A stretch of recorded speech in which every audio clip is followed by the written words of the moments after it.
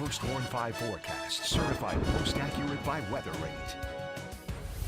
Well, the rain and snow from yesterday evening and overnight has come to an end, but the clouds are still hanging around this morning. Now, for today, we'll have a mostly dry day, but the bigger story is later on tonight and into tomorrow. More rain and snow expected to move into the area as another system comes into the Great Lakes. But we'll go ahead and start off with this live look at US 10 from the Fabiano Brothers building. Everything here fairly quiet. The breeze picking up just a little bit, but we can see the parking lot. Also, US 10 just damp this morning, and these overcast skies also still hanging on today. It's going to be one of those days where the clouds are just a little more stubborn. You might even see a little bit of that haze off in the distance too. But as for this morning, though, your first Warn5 pinpoint Doppler live from MBS is rain and snow free. So here on your first Warn5 sky tracker, pretty quiet weather just to the west of the Great Lakes. But here's that system off in South Dakota at the moment. That's continuing to develop, but will eventually be here later on tonight and into tomorrow, which again is where we see that rain and snow coming in. But for today, your first Warn5 hour by hour just has those overcast skies hanging on. By this afternoon, just a few pop-up showers, not looking to be too widespread,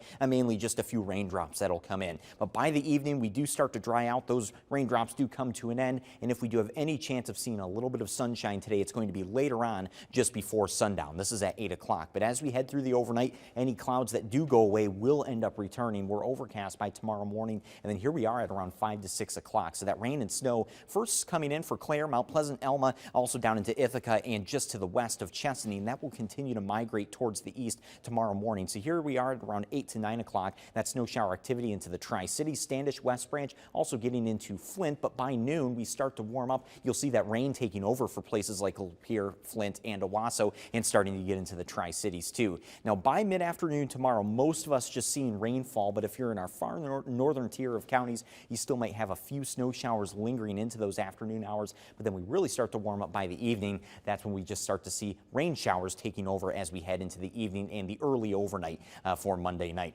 But one key thing for tonight and into tomorrow morning are low temperatures. They'll be just like this morning, right around or just above freezing, especially as you're farther south. So that means a lot of that snowfall is just going to end up melting on contact with the pavement like we've seen the last couple of days. And even here's your hour by hour temperatures for tomorrow morning. We can see they stay pretty steady, just at or above freezing through those morning hours. But the snow predictor still picking up on some snowfall for the northern half of counties in the area, generally looking at an inch or less for that snowfall, and the better chance for those accumulations is going to be on grassy surfaces, just like we saw a couple of mornings ago. But once again, for roadways, not expecting too many major travel impacts with that. Rainfall totals too coming in around 1/4 of an inch on average. If you're farther south, you do have a better chance to just slightly exceed that number. But if you're in the tip of the thumb or our northern tier of counties, you'll be coming in closer to around 1/10 of an inch, maybe 0.15 of an inch too. So overall, not a very heavy rainfall, but still maybe a little heavier than the rain that we picked up overnight